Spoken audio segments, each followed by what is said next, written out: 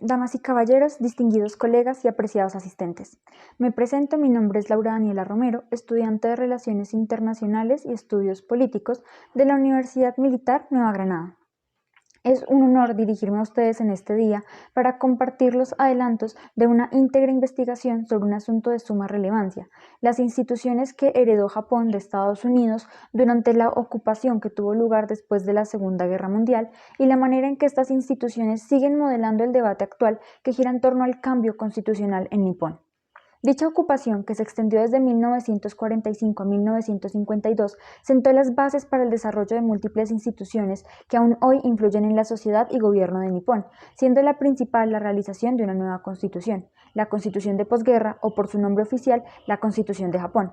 Con ella se introdujeron principios poliárquicos, se renunció al derecho del Estado a declarar guerras y se establecieron los marcos para el funcionamiento institucional, entremezclando principios de una monarquía parlamentaria y los de un presidencialismo. Ahora, una de las interrogantes frente a este proceso es el de la democratización misma.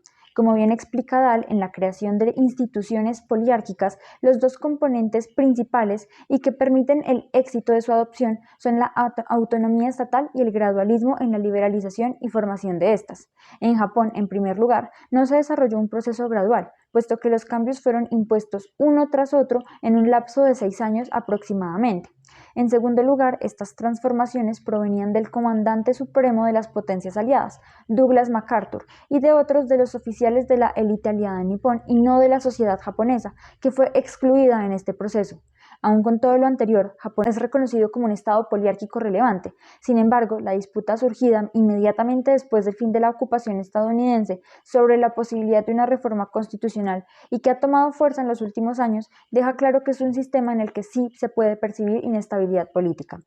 Para abordar la temática, teniendo en cuenta sus factores históricos y la necesidad de conocer los debates gubernamentales y sociales, se decidió que la metodología pertinente era la revisión documental, tanto de fuentes oficiales como de fuentes secundarias y de la prensa. Igualmente, la perspectiva utilizada fue la del neoinstitucionalismo, en complementariedad con los discursos construidos por actores políticos. Si bien la investigación no ha finalizado, haciendo uso de esta perspectiva fue posible identificar los argumentos que fortalecen el discurso de las perspectivas sobre la reforma de la Constitución. A modo general, existen dos visiones ante esto, a favor o en contra.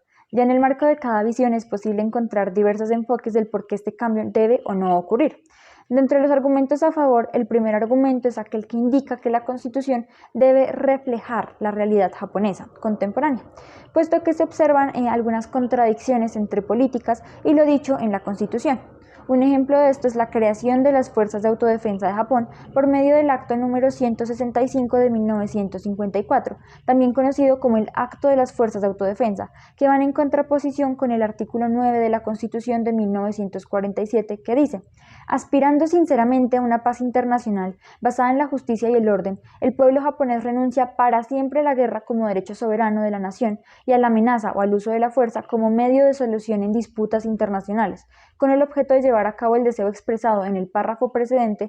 No se mantendrán en lo sucesivo fuerzas de tierra, mar o aire como tampoco otro potencial bélico. El derecho de beligerancia del Estado no será reconocido. Esta contradicción para este primer grupo es una prueba clara de que las necesidades del Estado cambiaron y la Constitución debería reflejar esta nueva realidad. De no hacerse esta modificación, se seguirá presentando el problema de legitimidad de estas nuevas políticas, que como se ha percibido hasta el momento depende más de los discursos de actores políticos. Por su parte, el Partido Liberal Demócrata ha realizado un énfasis especial en el marco de este primer grupo sobre la necesidad de renovar el artículo 9 de la Constitución para evitar que la nación quede desprotegida en un momento en que el entorno regional se presenta como una amenaza a esta. Ahora, como esta protección ya existe y son las fuerzas de autodefensa de Japón, es posible considerar que esta modificación busca legitimar este ejército con algo más certero que un discurso.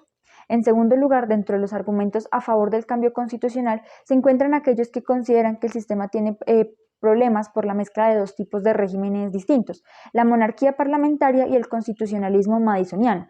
Al igual que en la tradición inglesa, el legislativo de Japón posee grandes cantidades de poder. Por esto, en el artículo 41 de la Constitución se deja claro que quien hace las leyes es la Dieta y que este es el órgano del poder estatal. Por otro lado, la Constitución dice que ella es la ley suprema y que ningún tipo de acto o ley puede ir en su contra, lo cual, como vimos, no se cumple. Ahora también nos indica en la Constitución que la Suprema Corte es quien decide si algo es o no inconstitucional en la última instancia. Lo que se percibe con esto es que no es claro qué sistema se debe manejar en Nippon, un sistema parlamentario en el cual rige la democracia mayoritaria o un sistema más madisoniano que busca acabar con esta tiranía de las mayorías, lo que hace que la estructura nipona permanezca contradictoria y ambigua. Por último, entre los argumentos en contra de esta reforma se encuentran todas aquellas personas que recuerdan cómo era Japón antes de haber perdido la guerra y temen modificar, en especial, el artículo 9, porque esto podría conllevar a un rearme nipón.